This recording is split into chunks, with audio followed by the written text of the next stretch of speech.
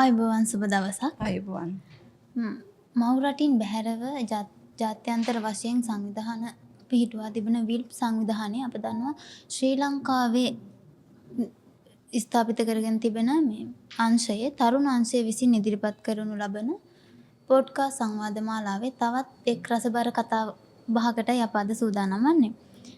අද අප සමග අපේ කතා බහට එකතු වෙනවා විල්ප් සංවිධානයේ පැරණිතම සමාජිකාවක්.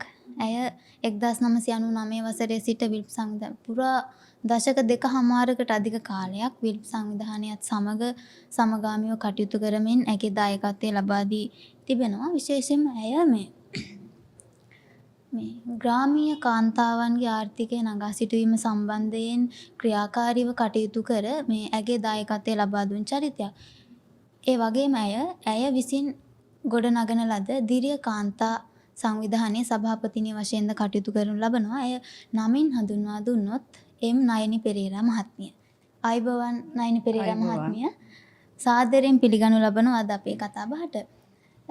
ඔබතුමිය දැන් මෙහෙම මම නයනි පෙරේරා කියලා හඳුනාගත්තට ගොඩාක් අය ඔබතුමියව දන්නේ ගංගා නමින්නේ. ඉතින් මමත් ඒ නමින් ඔබතුමියට ආමන්ත්‍රණය කරන්න. ඉතින් අද අපේ කතා බහට අපි තේමාව කරගත්තා මේ ග්‍රාමීය කාන්තාවන්ගේ ආර්ථිකය නගා සිටුවීම සම්බන්ධයෙන්. ඒ සම්බන්ධයෙන් ඔබතුමිය ක්ෂේත්‍රයේ කටයුතු කරමින් අත්දැකීම් බහුල කාන්තාවක් විදිහට සහ ඒ ආශ්‍රයෙන් ඔබ හඳුනාගත් කාරණා බොහෝමයි සහ ඔබගේ මැදිහත් වීම අති විශාලයි වසර ගණනාවක් පුරාවට. ඉතින් මේ සම්බන්ධයෙන් ක්‍රියාකාරී චරිතයක් විදිහට ඔබතුමියගෙන් මම මෙහෙම ප්‍රශ්නයක් යොමු කරන්නට කැමතියි. ග්‍රාමීය කාන්තාවන්ගේ ආර්ථිකය නගා සිටීම සම්බන්ධයෙන් ඔබගේ මැදිහත් වීම සිද්ධ වෙන්නේ කොහොමද? ඇත්තෙන්ම මම 1999 වර්ෂයේ ඉඳන් සාමය සහ සමාජ වන ජාතක කාන්තා සංවිධානයේ සමාජිකාවක් මෙන්ම නිලධාරි මණ්ඩලෙත් මම ගොඩාක් කාලයක් වැඩ කරා. ඒ අත්දැකීම තමයි මට ගොඩාක්ම මේ දැනට කරගෙන යන රසයන් වලට ගොඩාක්ම බාධක වුණේ. මම ගැමි කාන්තා සමිති සම්මේලනයේ වසර 15ක කාලයක් දකුණු පළාතේ ග්‍රාමීය කාන්තාවන් එක්ක වැඩ කරා. ඒ අත්දැකීම් මත මම දැන් ජීවත් වෙන හඟුරංගිත ප්‍රදේශයේ ඇඳිරිපැද්ද ගම්මානයේත් ගලුඩ ගම්මානයේත් මේ වැඩසටහන් කරගෙන යනවා. ඉතින් මට ගොඩාක්ම ශක්තිය වුණේ මේ ගැමි කාන්තා සමිති සම්මේලනයේ වැඩ කිරීම. ඉතින් ඒ වගේම දැන් මම මේ ඉන ගමේ මම දැක්ක ගොඩාක්ම මේ පවුල්වල තියෙන දුෂ්කරතා ජීවත් වීම තියෙන අමාරුකම. මේ ප්‍රදේශයේ කාන්තාවන් ජීවත් වෙන්නේ වර්ෂයේ එක කන්නයක් පමණක් එළවලු වගා කිරීමෙන්. ඒ මුදල් තමයි වර්ෂයේම ජීවත් වෙන්නේ ඒගොල්ලෝ මුදල් විදියට මේ තියාගෙන ජීවනෝපාය කරගෙන ඉන්නේ. ඉතින් ඒ හින්දා ඒගොල්ලෝ ගොඩාක් සම්පත් තියෙනවා. මේ සම්පත් වලින් ප්‍රයෝජන ගන්න ඒගොල්ලෝ දන්නේ නැහැ. ඒ හින්දා මම කල්පනා කරා මේ ප්‍රදේශයේ කාන්තා සංවිධානයක් පිහිටුවාගෙන එයාලට උදව් කරන්න. ඒ අනුව මම දැන් වැඩසටහන් කරගෙන යනවා.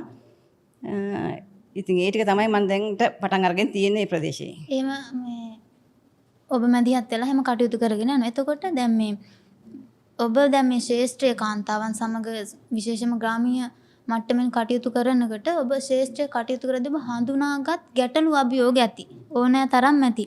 ඉතින් ඒ ගැන අදහසක් සඳහන් කරොත් මොන වගේ ගැටලුද ඔබ මේ ශේෂ්ත්‍රයේ වැඩ කරනකොට හඳුනාගත්තේ? ගැටලු හරියට ගැටලුන් සෑහෙන තියෙනවා. ඒ කියන්නේ ගොඩාක්ම තියෙන ප්‍රශ්න තමයි මේ පළාත්වල තියෙන පුරුෂාධිපත්‍යය.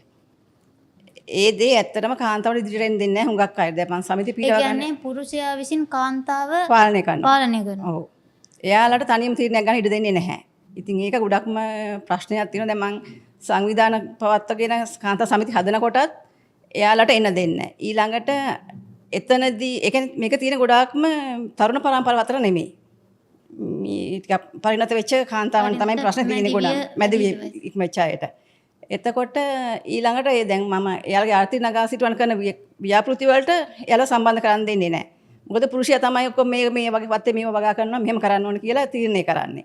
ඒතකොට අර කාන්තාවන් ගොඩක් අසරණ වෙන අවස්ථා තියෙනවා. ඉතින් ඒතර ඒගොල්ලන් හිත හදලා ඉතින් ගොඩක් ප්‍රශ්න ටිකක් කරනවා මම ඉතින් මේ අවස්ථාවේ. දැන් සමහරට මේ කාන්තාවකට උවමනාව තියෙනවා මෙහෙම මැදිහත් වෙලා කටයුතු කරන්න. නමුත් පුරුෂයාගේ බලපෑම මත ඉදිරියට එන්න දෙන්නේ නැහැ. ඔව්.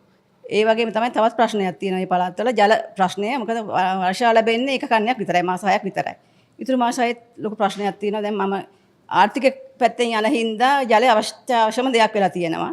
ඉතින් ඒ හින්දා ඒකත් පොඩි ප්‍රශ්නයක් තියෙනවා අපිට. නමුත් අපිට දැන් තාක්ෂණයත් අපිට අඩු ඉහට ලැබෙනවා. මොකද දැන් ඒ කාන්තාවන්ට කරන දේවල් වලට ඒ තාක්ෂණ පැත්තෙන් ලැබෙනවා නම් ජලය පිරිමහගෙන වැඩ කරන්න පුළුවන්. ඒ තාක්ෂණ පැත්තෙන් ඒ පැත්තට කිසිම මේ සහයෝගයක් ලැබෙන්නේ නැහැ කොහෙන්වත් ඉතින්.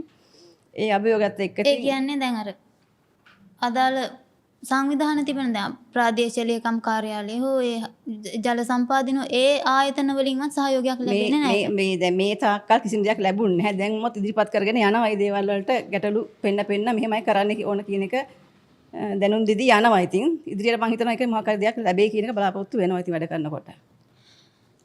එහෙනම් එතකොට මේ ග්‍රාමීය කාන්තාවන්ගේ ආර්ථික නගා සිටුවීම සම්බන්ධයෙන් දැන් සහයෝගය ලබා ගන්න පුළුවන් ආයතන හෝ සංවිධාන හෝ පාර්ශවයන් ඔබ හඳුනාගත් පාර්ශව මොනවාද? ආයතන කියන්නේ මෙහෙමයි. දැන් මම දැන් කලින් ඉර මම පොඩ්ඩක් සම්බන්ධ වෙන්නම් ප්‍රශ්නෙටම. මම දැන් එහි කරගෙන යනවා මුලින්ම මම පටන් ගත්තා Beyond Childhood එක සහ ස්ටුවර්ට් මේ රෙස්පොන්සිබල් එකෙන් මට හම්බුණ විජලන මැෂින් එකක්. ඒ මැෂින් එකෙන් මම නිල් කටුරු මල් වගාව ගමේ කාන්තාවන් අතර මේ වගා කරන්න ඉඩ දීලා ඒ මල් මිලදී අරගෙන විජලනය කරලා විකුණන්න. ඒ කියන්නේ මේකට මම හිතන්නේ 7-5ක විදමකත් ඒගොල්ලන්ට යන්නේ නැහැ මේ ගොවිතැන සම්බන්ධයෙන්. ඒ පැත්තේ මල් ඉබේ හැදෙනවා. ඒ හින්දායි මම බලාපොරොත්තු වෙන්නේ ඉබේ හැදෙන මල් ටික විජලනය කරලා මේ අපනයන කරන්න. ඒ වටසන් දැන් මම කරගෙන යනවා. ඒ කරන් යනකොට ඒක පොඩ්ඩක් මදි හින්දා මම ඊට පස්සේ කල්පනා කරා වැල්දොඩම් වගාව. ඒකට දැන් මම කාන්තාවන් එකතු කරගෙන වැල්දොඩම් වගාව දැන් කාන්තාවන් 20ක් විතර සම්බන්ධ කරගෙන යනවා. මේකට පුහුණුව මම ගන්නවර කුෂිකර්ම දෙපාර්තමේන්තුවෙන් පුහුණුව ගත්තා. ඒ අරගෙන ඒගොල්ලන් එක්කන් ගිහිල්ලා එතන පුහුණුව දීලා බීජත් ගෙනල්ලා දීලා බීජ පැලවෙන හැටි ඔක්කොම තවන් කරන හැටි ඔක්කොම දීලා දැන් වැල්දොඩම් කරලා දැන් ඊයේ තමයි ඇත්තටම සන්තෝෂයි කියන්න පළවෙනි අස්වැන්න ලබා ගත්තා. ඒකත් මම කළා දී තමයි මෙතනට ආවේ. ඉතින් අස්වැන්න ඒගොල්ලන්ට මුදල් අරන් දුන්නා මේ වෙළඳපොළ දීලා. එතකොට ඒගොල්ලන්ට ඇත්තටම දැන් ඒ වෙලාව ඒ අවස්ථාවේ ගොඩක් සන්තෝෂයක් ඇති වුණා මේ කරන වැඩසටහන ගැන ඉඳගෙන. ඊට පස්සේ ඊට අමතරව මම මේ ග්‍රීන් ප්ලාන්ට් ආයතනයත් එක්ක එකතු වෙලා දෙලුම් වගාව ගම පුරාම ව්‍යාප්ත කරගෙන යනවා. ඒකත් දැන් පළ 500කට වැඩි ප්‍රමාණයක් ගමේ දැන් ව්‍යාප්ත කරලා තියෙනවා. ඒ ආයතනෙ මේක මිලදී ගන්නවා. ඊට අමතරව තවත් ඉදිරියට කරගෙන යන්න දැන් මට යෝජනා ඇවිල්ලා තියෙන ගොඩක් මේ වැඩ පටන් ගන්න ගත්තට පස්සේ නයි මිනිස් වගාව පිටට යවන්න. ඒ කියන්නේ මේ තනිකර කාබනික වගාවක් විදියට යන්න. ඒ ටිකක් දැන් කතා කරලා කරගෙන යන්න බලාපොරොත්තු වෙනවා. ඉතින් ඒ වගේ මේ වැඩසටහන් මීටත් කලින් මම කරා මේ එතකොට 2019 20 21 වර්ෂවල ගලඋඩ ගම්මානේ කියන ගම්මානේ මේ පේරාදෙණියේ කුෂිකර්ම මේ විද්‍යාපීඨයත් එක්ක එකතු වෙලා කහ වගාව ගැන වැඩසටහනක් කරා.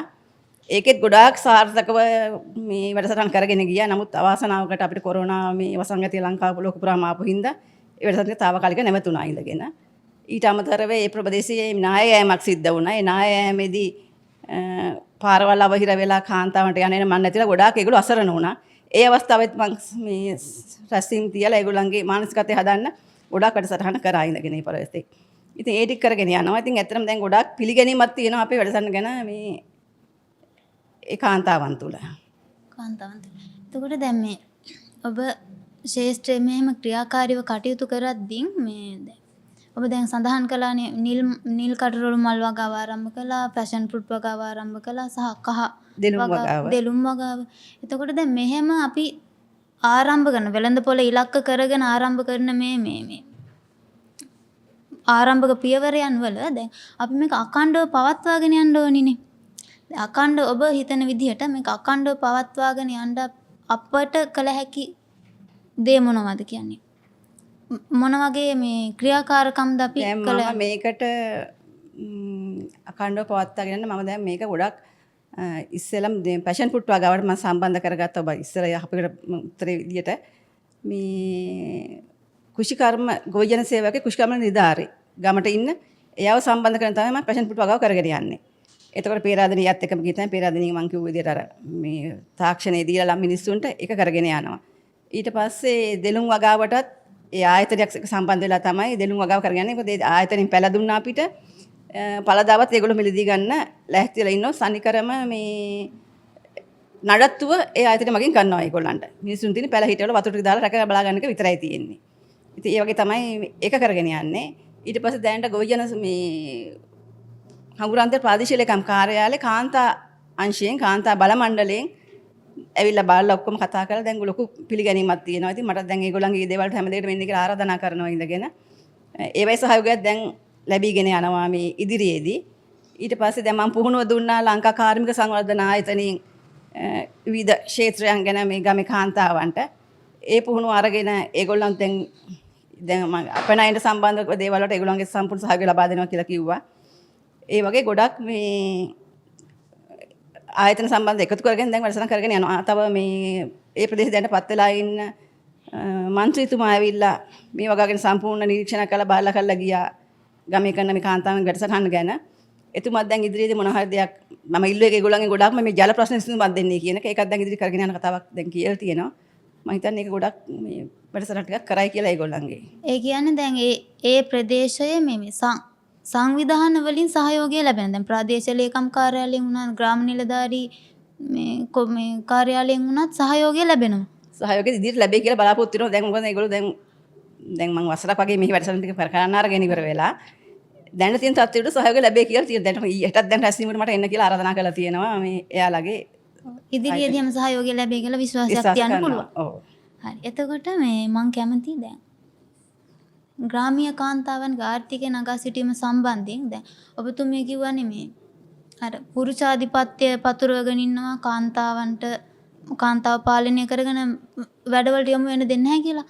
එතකොට ඒ වගේ තත්ත්වයක් තුල මේ ඔබ ඉදිරිපත් කරන යෝජනා මොනවද මේ ග්‍රාමීය කාන්තාව ආර්ථික වශයෙන් සවිමත් කිරීමට කියන්නේ පුරුෂයන්ට පණිවිඩයක් දෙන්න පුළුවන් නම් සහ ඔබට ඉදිරිපත් කළ හැකි යෝජනා මොන වගේද? ඉතින් දැන් මෙහෙමයි දැන් ටික දැන් මේ එයාලගේ ඇත්තටම දැන් ටික දැන් මේ ඊයේ විච්ච සිද්ධියත් එක්කම ඉතින් ඇත්තට කාන්තාවකට සල්ලි යනකොට ඉතින් පවුලට මේක යන්නේ ඉතින් ඇත්තට වෙන දෙයක් වෙන්නේ නැහැ නේ ඉතින්. එතකොට ගොඩාක් ඒගොල්ලන්ගේ වෙනස් වීමක් ඇතිලා තියෙනවා දැන්ට.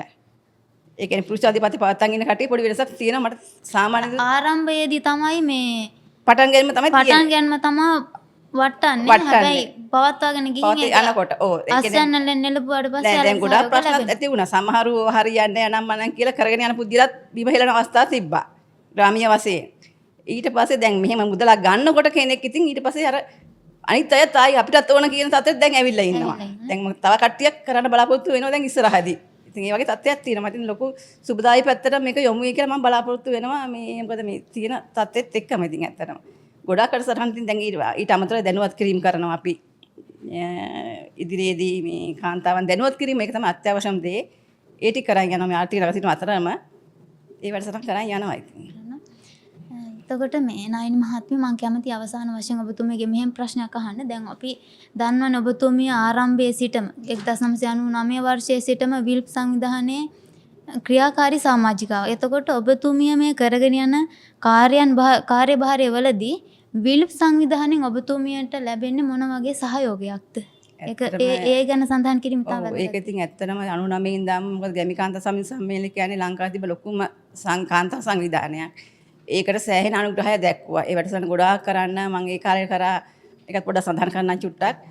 කාන්තාවන්ට ඉතුරුම් කිරීම, ණය දීම, ඒතර ස්වයං රැකියාව පුහුණුව ලබා දීම ඒක ගොඩාක් වැඩසටහන කරා. ඒ කාල සීමාවක කරේ දකුණු පළාතේ ගාල්ල මාතර දිස්ත්‍රික්ක දෙකේ ගොඩාක් වැඩසටහන් කරා. ඉතින් එතන ඒවට සම්පූර්ණ දායකත්ව මුදල් ගොඩාක් විල්ප් සමුදායෙන් අපිට මේ ප්‍රදානය කරා. ඉතින් ඒක ගොඩාක් සහයෝගයක් වුණා. මම හිතුවා ඉදිරියට මම බලාපොරොත්තු වෙනවා මේ වැඩසටහන වලටත් ඒ වගේම අපිට කරගෙන යන්න මේ සහයෝගය දෙයි කියලා. ඇත්තටම ගොඩාක් ස්තුතිවන්ත වෙනවා මේ විල්ප් සංවිධානය කියන්නේ ජාත්‍යන්තර විල්ප් සංවිධානයට. මොකද අපිට මේ ලංකාවේ කාන්තාව වෙනුවෙන් දීපු අනුග්‍රහයට සෑහෙන වැඩසටහනක් කරලා දුන්නා.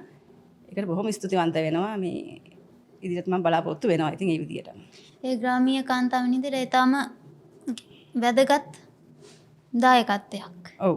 බොහොමත්ම ස්තුතියි නයනි මහත්මිය අප සමග අද ඔබගේ වටිනා අදහස් හුවමාරු කර ගැනීමට අපගේ පොඩ්කාස්ට් සංවාද මාලාවත් සමග එක්වුවාට. ඉතින් මෙම සංවාදය නරඹන ඔබට පුළුවන් මේ සම්බන්ධයෙන් වැඩිදුර තොරතුරු විමසීමක් අවශ්‍ය නම් තිරය දිස්වන අපගේ දුරකථන අංකයට හෝ ඊමේල් ලිපිනයට ඔබගේ පණිවිඩය යොමු කරන්නට. ඉතින් තවත් දවසක තවත් හරවත් සාකච්ඡාවක් සමග හමු වීමේ බලාපොරොත්තුවෙන් අදට සාකච්ඡාව හමාර කරනවා.